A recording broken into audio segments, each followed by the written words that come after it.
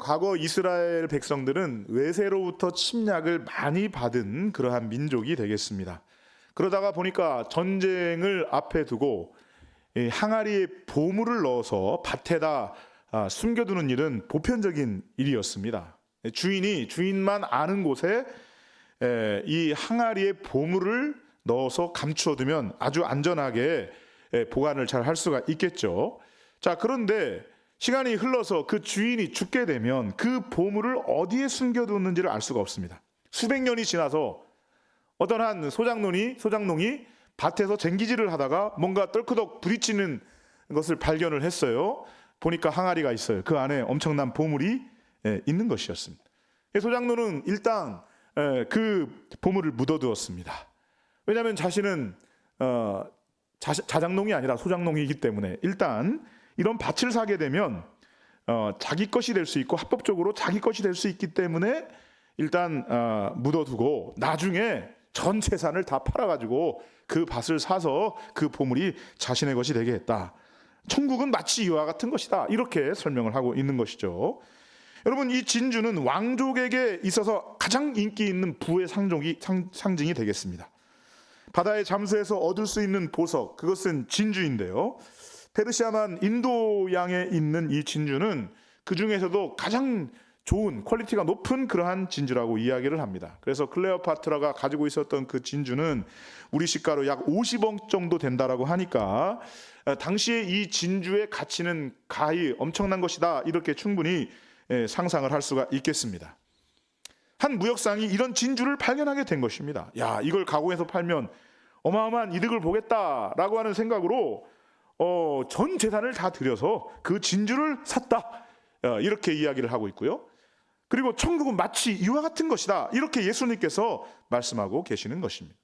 자, 그러면 이 보화와 진주의 비유를 통해서 예수님께서 저와 여러분에게 말씀하고 하시는 바가 무엇인가, 이것을 찾는 것이 대단히 중요하리라 생각을 합니다. 천국은 이런 것이다.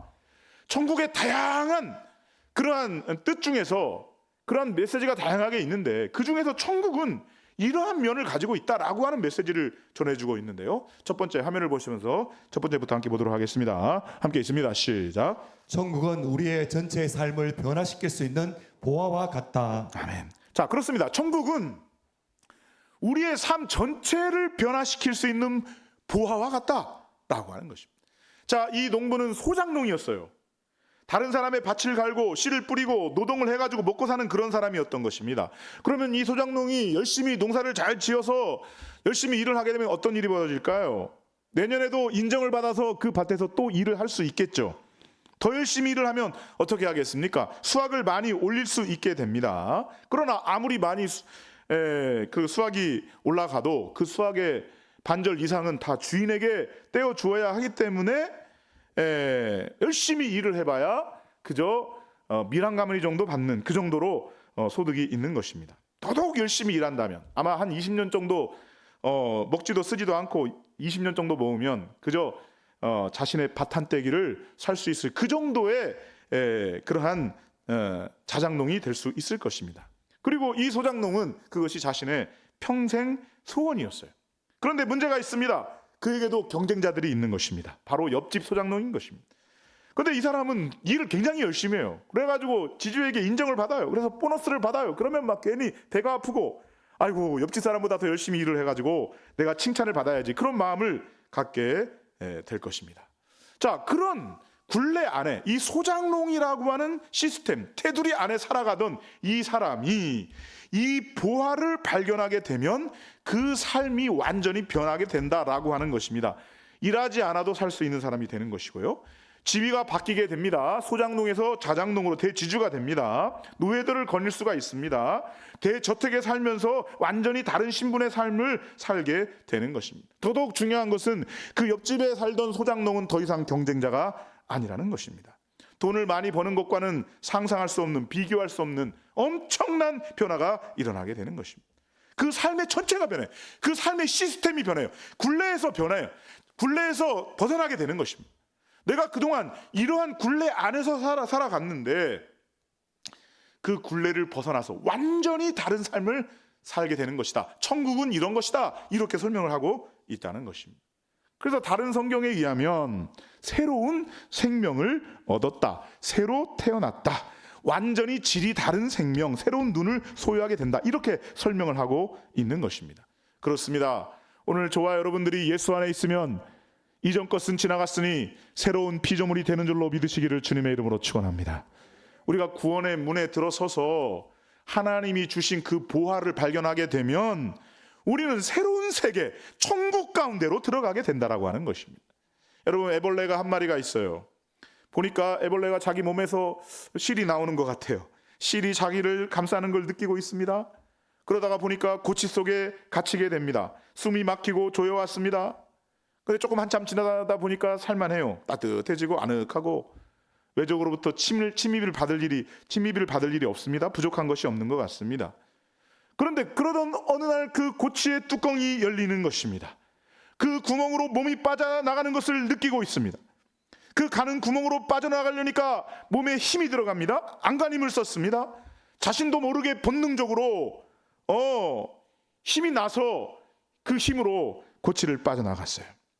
팔에다가 힘을 주니까 몸이 두둥실 뜨는 것을 느꼈어요. 잘 보니까 날개가 달려 있어요. 날개짓을 하니까 날아다니는 거예요. 꽃을 날아다니는 것입니다.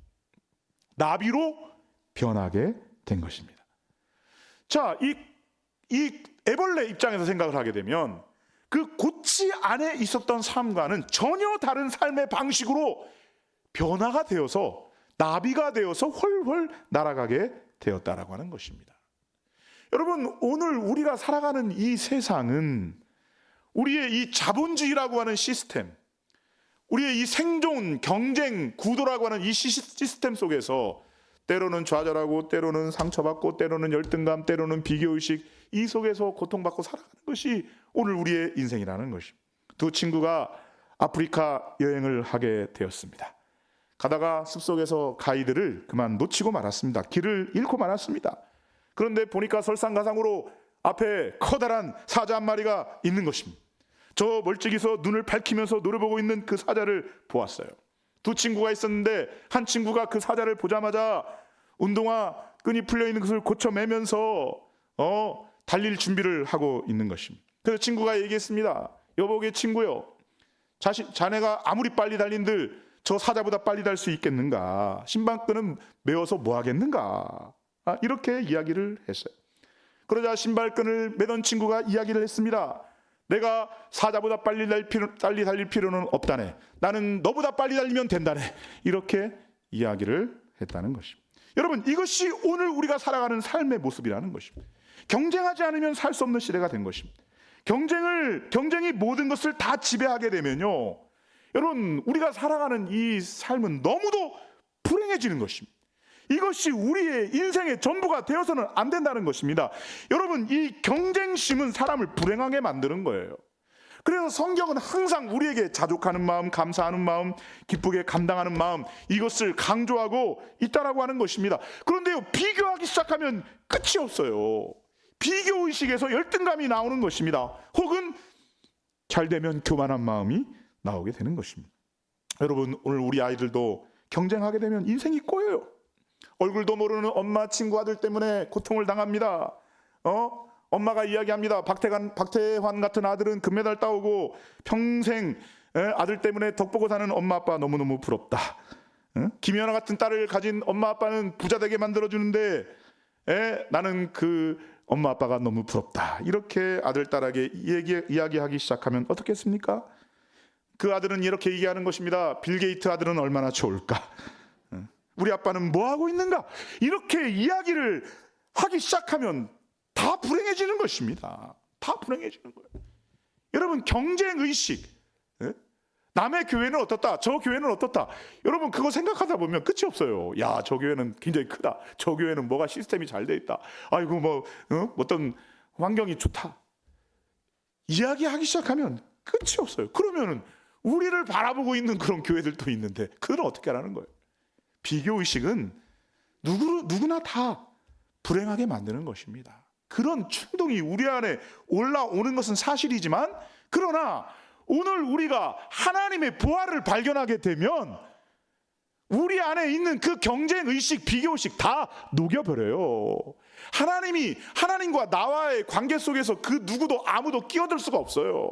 그래서 감사밖에 없어요. 하나님 감사합니다.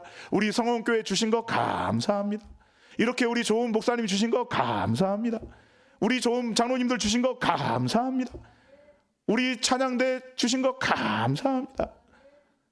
항상 자족하는 마음으로, 감사하는 마음으로 나아가게 될 때 오늘 우리 교회가 하나님의 나라의 예고편, 천국의 예고편되는 역사가 나타나게 되는 줄로 믿으시기를 주님의 이름으로 축원합니다.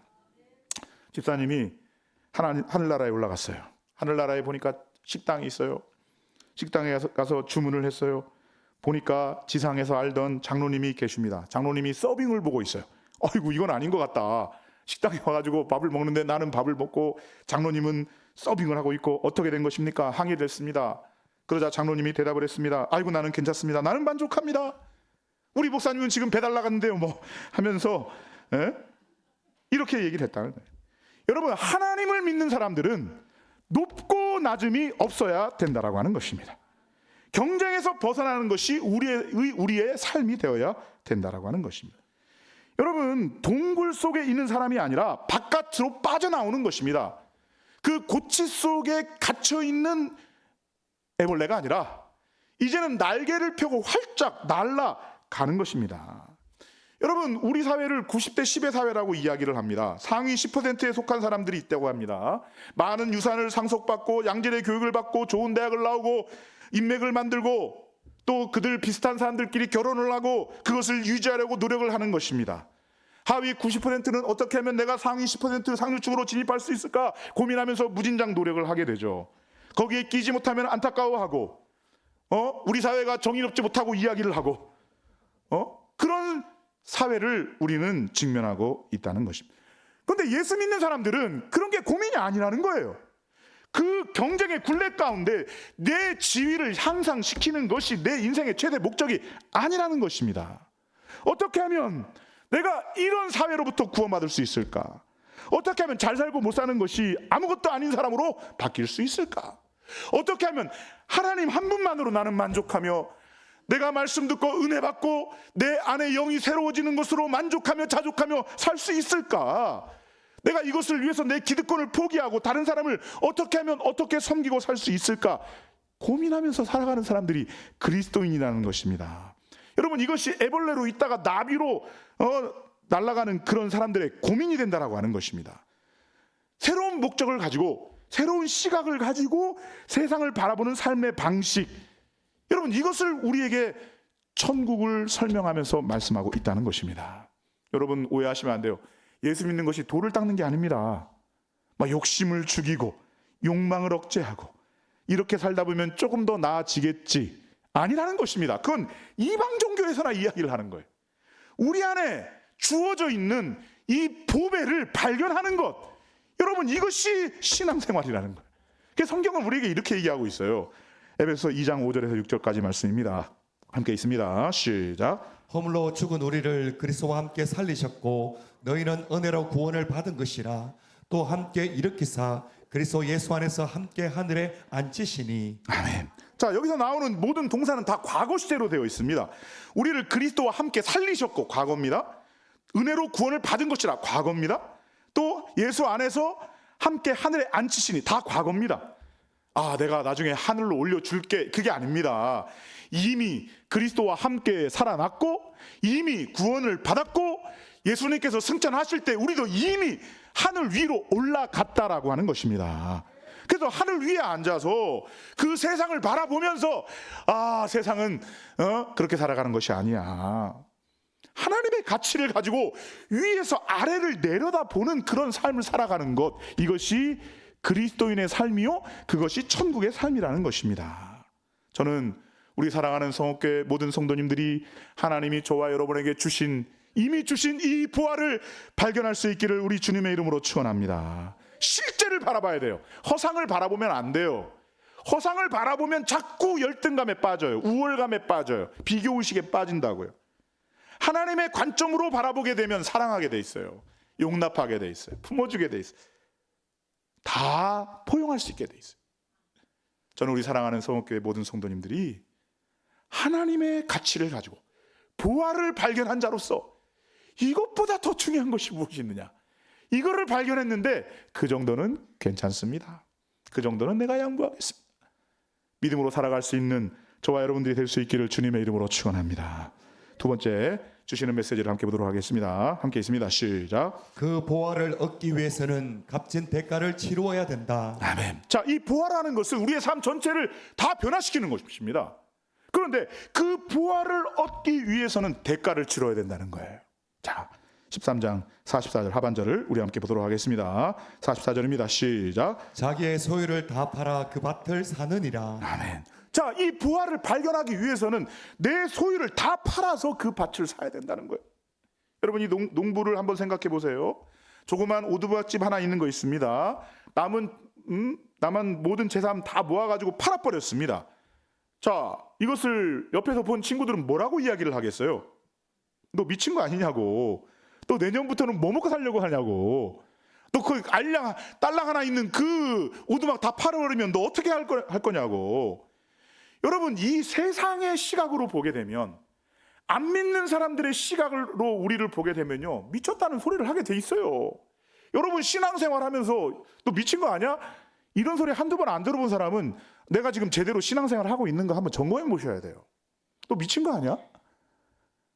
내가 제대로 신앙생활, 정말 하나님의 말씀대로 신앙생활을 하려고 하면 할수록 그런 소리는 듣게 되어 있는 것입니다.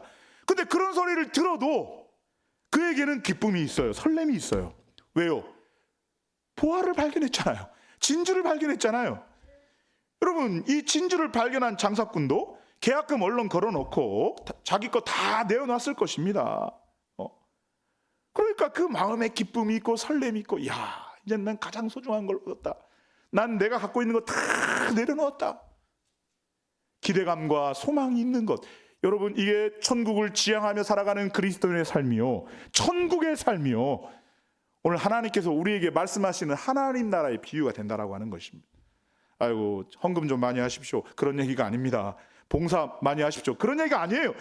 지금 하나님께서 지금 째째하게 무슨 헌금 좀 내놔라, 그거 아닙니다. 하나님은 통이 크셔요.